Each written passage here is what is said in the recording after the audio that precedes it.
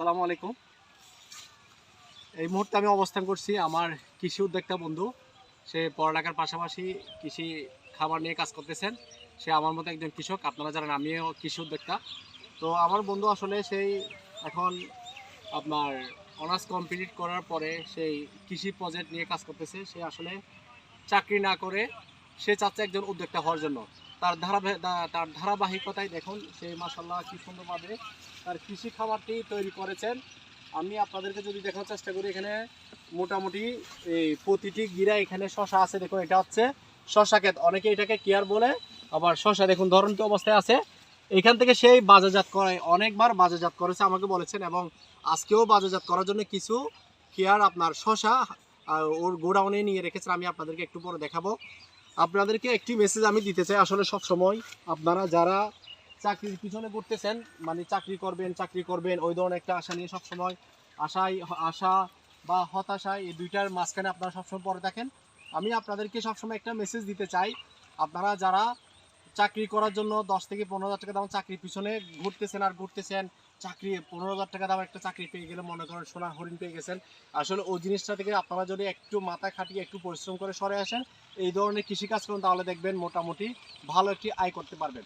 যাই হোক, আমি আমার বন্ধুর কৃষি প্রজেক্টে এসেছি মোটামুটি মূলত হচ্ছে আমি এখান থেকে শশা কিনে নিয়ে যাব। আমার যেহেতু শশা প্রয়োজন এখন রমজান মাস, আপনারা জানেন। আরেকটি বিষয় হচ্ছে শশার যে দাম, আজ থেকে 10 দিন আগে শশা ছিল 30 থেকে 35 টাকা। এই 5 থেকে 10 দিনের মধ্যে এখন শশা পাইকারি চলতেছে 70 থেকে 80 টাকা। আমরা খুচরা বাজারে বিক্রি হচ্ছে এখন 80 থেকে 90 টাকা।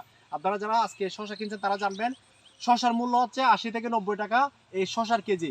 তাহলে চিন্তা করেন যারা কৃষিকাজ নিয়ে আপনার এগিয়ে যাচ্ছেন, তাদের যে বুদ্ধি, তাদের যে পরিশ্রম, সেই পরিশ্রমগুলি কিভাবে গিয়ে সফল হয় আপনারা নিজেরাই দেখেন। তো সব কিছু মিলে আমি আপনাদেরকে আমার বন্ধুর এই প্রজেক্টটি ঘুরে দেখিয়েছি। এরপর আমি আপনাদেরকে আমার বন্ধু আরেকটা প্রজেক্ট নিয়ে কাজ করছে, ওইটাও দেখাবো। তারপর আজকে উনি যে শশাগুলো হারভেস্টিং করেছেন এগুলো আপনাদেরকে দেখাবো। তো আপনাদের কাছে একটি মেসেজ থাকবে, আপনারা সব সময় চাকরির পিছনে না ঘুরে উদ্যোক্তা হওয়ার চেষ্টা করেন।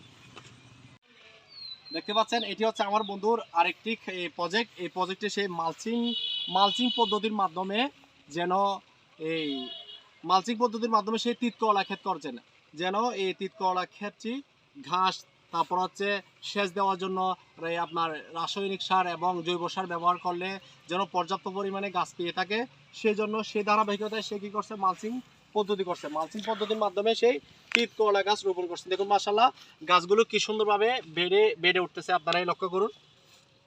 এগুলা কয়দিন পরে এখানে এই রশির মাধ্যমে এখানে বেয়ে উঠে তারপর গিয়ে আপনার গিরায় এই তিতকলাগুলো ধরবে। মাশাআল্লাহ কি সুন্দর গাছগুলো দেখুন। এটি হচ্ছে ওর আরেকটি প্রজেক্ট, ওইটি একটু দেখেন।